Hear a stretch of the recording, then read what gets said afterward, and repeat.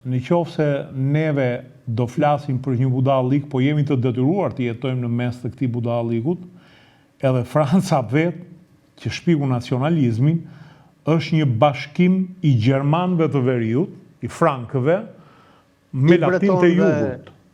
I korsikanëve, i lloj popujve. Po jo, grupet kryesore janë frankët e veriut, që janë popullsi gjermanike, fise gjermanike, dhe latinët, galët nuk janë as gjikundi, po ata thonë që jemi pasardhës të galëve.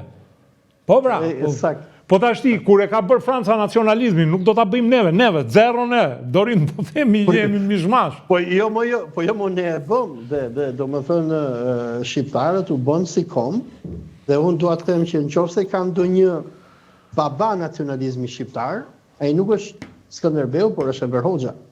Do të ishte në regjimin e Enver Hoxhës, u finalizua modernizimi i shqiptarëve, ku unifikua gjuha, që u imponua kjo toskërishtja e përmetit që edhe sot e kësaj dite kosovarët me zi e flasin.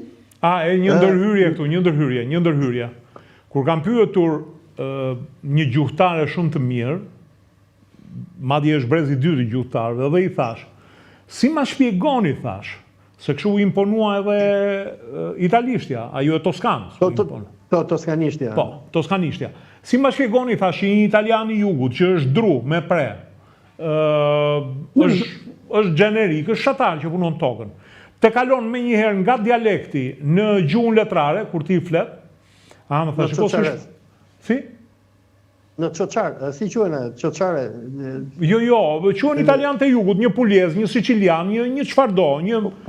Po, kanë atë dialektin, qoqar quhen. Jo, qoqarja janë në jug të Romës, që është edhe libri i famshëm, po kanë dialektin barez, për shembull, ose po të rish me një napoletan, ti se kupton fare, po të rish me një barez, po bari ka dialekt tjetër, brindisi ka dialekt tjetër. Megjithatë ata kalojnë me njëherë në gjuhën letrare, thash si ka mundësi. Sepse tha, gjuha jonë letrare, dhe jam dakord me ty në këtë pikën që e kanë shumë të vështirë veriorët ta flasin, edhe jugorët kur shkojnë në veri duan të flasin ta zëm shkodrançës dhe janë karikature gjallë, estrad, po të flet njëri që e flet shumë mirë dialektin e veriut, sepse unë shkova i vogël në veri, shkova 12 vjeç, dhe e mësova kollaj të flisnja shkodrançën, dhe më vonë nuk dallohesha, sikur dhe sepse në shtëpi më flisnja dialektin e Gjirokastrës. Dhe si përfundim më tha, shiko tha, është një gjuhë letrare shumë e re, tha. Ata tha kanë shekuj që e kanë si gjuhë letrare. Neve tha e kemi shumë të re. Me kalimin e kohës, shqiptarë duke pasur impostimin fonetik shumë të veçantë, për shkak të gjuhës shumë të veçantë që kemi, do bëhet edhe kjo te ne. Kështu që pastaj ti ke greqino burr që shpiku një dialekt, katharusën, për me gjuhën letrare, sot greke, është shpikur nga akademikët, se ekzistonte fare. Kështu që mos u bë kaq puritan. Shqiptarët thua që ju imponua përmetarqa. Në fakt s'është përmetarqa, se unë jam gjusëm përmetar. Më duket edhe ti... Po kush dialekt? Unë jam Gjirokastrit dhe Korçar. Po pra, ti e di shumë mirë që nuk është toskërishtja e pastër aty. E di. Ka një lloj përpunimi. Nëse. Po, ka përpunim. Okej. Dhe normalisht edhe u deturqizua.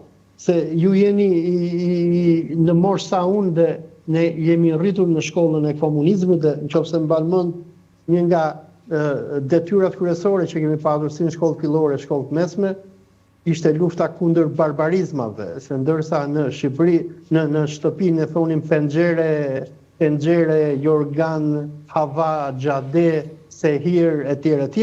Kur shkonim në shkollë, unë mësuesen e shkollës fillore e kam patur një bullgare, ka qenë shumë grua e mirë, bullgare nga Korça, mëgjemin e ka patur Dobi, dhe ajo ka qenë mësuesja ime e parë, domethënë e shqipës pastër, edhe domethënë lufta që është bërë në sistemin arsimor në kohë të komunizmit për të imponuar këtë shqipen e re. Domethënë se ashtu sikur u shpikën shqiptarët, ashtu u shpik edhe shqipja. Jam dakord me ty që u heqi pa nacionalist shqiptar është Enver Hoxha. Po, Enver Hoxha është arkitekti. Ai bëri kombin. Domethënë, Skënderbeu, këto janë gjitha mite. Në qoftë se ka një person i cili në mënyrë shkencore, programatike, tetërore, institucionale, krijoi kombin shqiptar, nuk është Skënderbeu, është Enver Hoxha. Pa Ta diskutim. urrejmë, ta duam sa duam, por fakti është fakt. Domethënë zogu nuk bëri dot shtet. Italianët dështuan. Dhe teti i vetëm që ka parë kontinuitet mes shqiptarëve, se kjo që ndodhi nga vitet 90, kjo është barbari, domethënë. Po të shohësh që unë për shembull kur shikoj këto televizione shqiptare sot që janë këto top channel-e, klane kështu, unë domethënë kur mundohem t'i tregoj dikujt se si është transformuar Shqipja, i them vetëm hape dhe lexo se çfarë shkruhet. Gjysma e fjalëve janë anglisht të shqipërizuar, domethënë Shqipja ka humbur. Kurse kjo është Shqipen moderne, shqiptarin modern, identitetin tonë modern, e themeloi Enver Hoxha. Domethënë regjimi nuk ishte i vetëm. Duke përdorur inxhinierinë sociale të komunistëve, po komunizmi në këtë rast Enver Hoxhës që shërbeu për të marrë pikërisht këtë inxhinierinë sociale, krijimin e fshatrave të përqendruara, të varrezave të përqendruara, se ne i varrosnim në fund të Baçës që të gjithë, inxhinieria e grupimeve në qytete, sepse neve vetëm qytetes ne kishim fshatra të mëdha. Pra, inxhinieria sociale e komunizmit e ndihmoi që të formonte kombin. Këtu, për herë të parë, po ndajmë një mendim të bashkët. Biles më bëri përshtypje para disa ditësh, kur isha në Shqipëri, domethënë, se kam një mik nga Korça, edhe më thotë nga jeti me origjinë, unë i them unë jam mbrapa malit Korçës, si quhet ai, Mali Moravës. Edhe se ky e njihte mirë Korçën, si quhet fshati Vërlen, i them unë. Po tha, nuk ekziston një fshat i tillë tha.